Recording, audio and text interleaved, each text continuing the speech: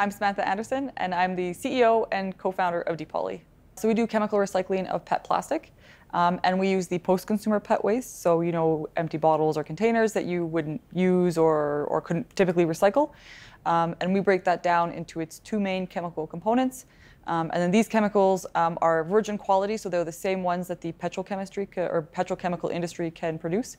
And we give that back to industry so that they can make like 100%, for example, recycled bottles. And this kind of helps close the loop on PET plastic recycling, so we don't have to incinerate everything that we currently can't recycle. What was your journey like from academia into entrepreneurship? So prior to starting my PhD, I always wanted to start a startup or get involved with a startup. So I actually, in my interview, I had even said that, like if there was a spin-off that emerged, I would like to be involved in it. So I always had the idea that I wanted to go into industry, into a startup. And then during my time during my PhD, I worked on a bunch of projects, but none of them were basically something that I thought could be carried through. And at one point, we were talking about like sustainability issues and these sort of things that are found in the world. And we figured that we would try and solve the plastic problem, so recycling PET plastic via chemical recycling.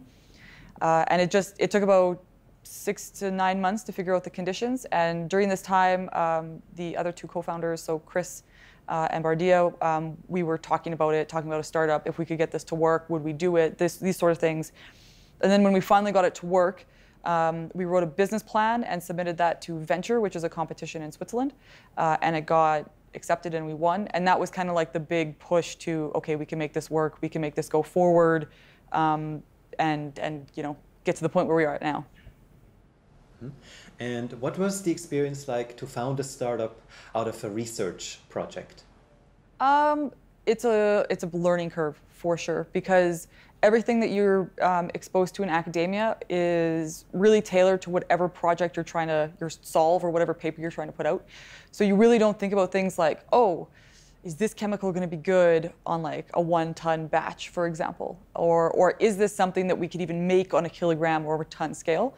So it is a learning curve, and thankfully, because our team is comprised of like chemists and chemical engineers, it was a really kind of natural conversation to have, like, oh, we want to bring this from the 400 milligram scale that we originally did it on to like a kilogram scale, and then Bardia would be like, yeah, you can't do it like that. You have to do it like this. So there was some learning curves, but we did the learning curves, I think, together, which was really good for our development. And then from the business side, because we didn't have that background, we've really worked with a lot of coaches and a lot of people who can help us, can help direct us into, the right frame of mind. Yes, your financials are good this way. No, don't do it this way. This is how you should do your funding rounds. So we've really relied on the community to help us fill in the gaps of the startup that we don't have, so like the business side and this sort of stuff. How was the experience founding your startup in Switzerland out of a Swiss university? So EPFL has a really good startup community. The Lausanne campus has a bigger startup community because it's got Innovation Park. But I'm friends with a few people from startups, so it's really easy to talk to people about it and your concerns and get advice. Here in Valais, I know they don't have the same startup community because it is a newer campus, so it's developing. But there's an incubator called the ARC and Clean Tech Alps, and so we've been working with them a lot, and so they've kind of been that community to help us grow. And then there are some other startups in the building as well, so we have talked to them about some stuff and this. So it's a smaller community, but it's still a strong community. Coming from Canada, I don't know if I could have done it in Canada. I don't think, and so it just because I've never looked into the Canadian system enough. I don't know if they have the same support as they do here in Switzerland. In Switzerland, I haven't really been to a school that's been, at least for EPFL, that's been very startup motivated. Like they're super excited about startups coming out. They have their own innovation park and these sort of things. So I think it really worked out well for us in Switzerland because all these grants were present, that we were able to go further and explore. I don't know in other countries if that would have been possible. Yeah, I think it would be, Canada's really big in that sense that I think it would be like university dependent, where this is almost like a countrywide thing. So Hmm. And what challenges do you foresee of having your startup here? So one thing will be scaling. So we can put, for example, the 1-ton plant somewhere in Switzerland. But at some point, there's just not enough plastic in Switzerland for us to use. So we will have to leave Switzerland probably relatively fast. And then we'd probably go to the EU, for example, or other countries. But I think that's kind of like the biggest challenge is because the PET plastic is what runs our company in that sense. So we need to make sure we're where the feedstock is, which is, yeah, it can be here for a little bit, but at some point it's going to have to be elsewhere. When you think back at your beginning in the startup, what are the main changes? I mean, what has changed? Ooh, lots. We thought we had the process, for example, optimized. But then as you start scaling and you start looking at numbers and costs, you really kind of see, okay, this is what I need to fix. This is what I need to fix. So I think we really went through that process. And I think we are still even going through that process in a sense because you start looking at it from a point of view of like, okay, profit and loss and this sort of stuff. I think we've grown a lot, and I think the company that we were a year ago is a different company than we are now. I think we're much more mature. We have a lot better views of ourselves and where we stand and what we're doing. Mm-hmm.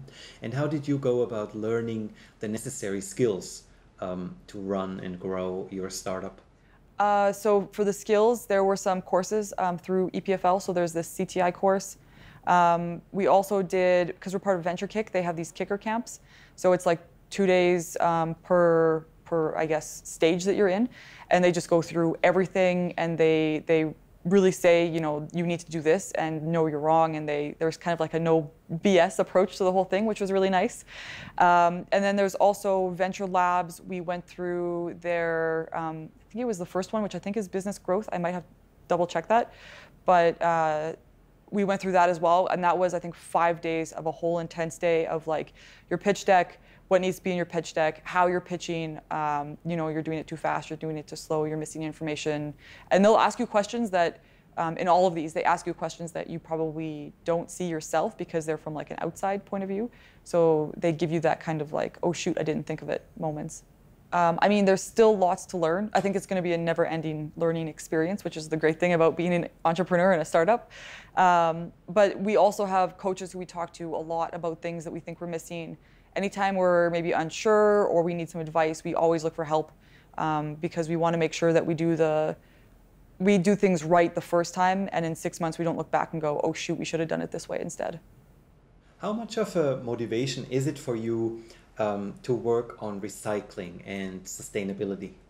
Yeah, so I guess kind of the motivation for all of us in that sense to like do the startup, as much as we're all scientists, we wanted to do a startup because we're interested in like, you know, expanding and this sort of stuff. There's a really big issue with plastic in the world. And there's a lot of companies out there that say they're going to do something and they don't. And some of this does come from, you know, when you're in a really big industrial setting, you can't just like flip the switch and change, right? Because you have your shareholders, you've got customers, you've got clients, you've got staff that you have to take care of and this sort of stuff.